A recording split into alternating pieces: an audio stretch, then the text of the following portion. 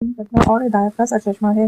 ان کی شہادت کے حوالے سے تاریخ میں ایک خاص وصیت اور عمل کا ذکر ملتا ہے جو انہوں نے اپنی شہادت سے قبل اپنے فرزند امام جعفر صادق علیہ السلام کو فرمائی۔ جب امام محمد باقر علیہ السلام کو زہر دیا گیا اور آپ کا آخری وقت قریب آیا تو آپ نے امام جعفر صادق علیہ السلام کو پاس بلایا اور ایک خاص مالی اور عبادی وصیت فرمائی جو آپ کے بلند مرتبے اور عزاداری امام حسین علیہ السلام سے گہری محبت کو ظاہر کرتی ہے۔ آپ علیہ السلام نے فرمایا، میرے مال سے اتنا حصہ وقف کر دو کہ منا کے میدان میں حج کے دنوں میں 10 سال تک میری مظلومیت پر گریہ یعنی عزاداری کیا جائے تاکہ حج کے لیے آنے والے لوگ میری شہادت اور مظلومیت کے بارے میں جان سکیں۔ علماء اور مورخین کے مطابق امام باقر علیہ السلام کا یہ عمل محض ایک ذاتی وصیت نہیں تھا بلکہ اس کے پیچھے ایک گہری سیاسی اور تبلیغی حکمت چھپی تھی۔ اس دور میں بنو امیہ کے حکمران اہل بیت علیہ السلام پر ہونے والے مظالم کو چھپانے کی کوشش کرتے تھے۔ منا کا میدان وہ جگہ تھا جہاں دنیا بھر سے مسلمان جمع ہوتے، وہاں 10 سال تک عزاداری کا مقصد یہ تھا کہ دنیا بھر سے آئے لوگ حق اور باطل کے فرق کو سمجھ سکیں۔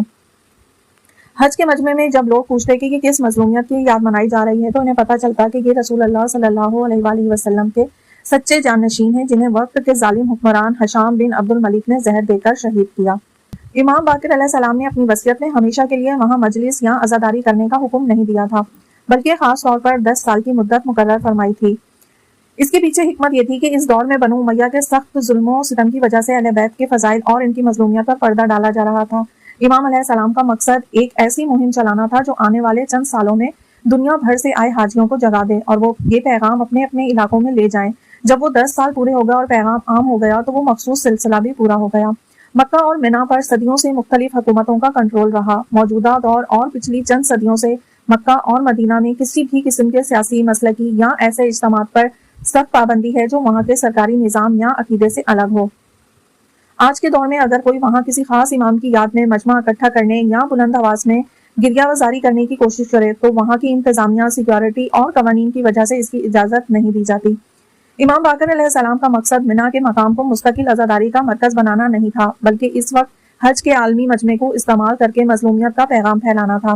جب اگلی نسلوں خاص طور پر امام جعفر صادق علیہ السلام اور امام رضا علیہ السلام کا دور آیا تو انہوں نے مومنین کو کربلا کی زیارت اور اپنے اپنے گھروں میں مجالس برپا کرنے کی تاکید فرمائی۔ یوں وہ پیغام جو منا سے شروع ہوا تھا اب پوری دنیا میں پھیل چکا ہے۔ اگرچہ منا میں اب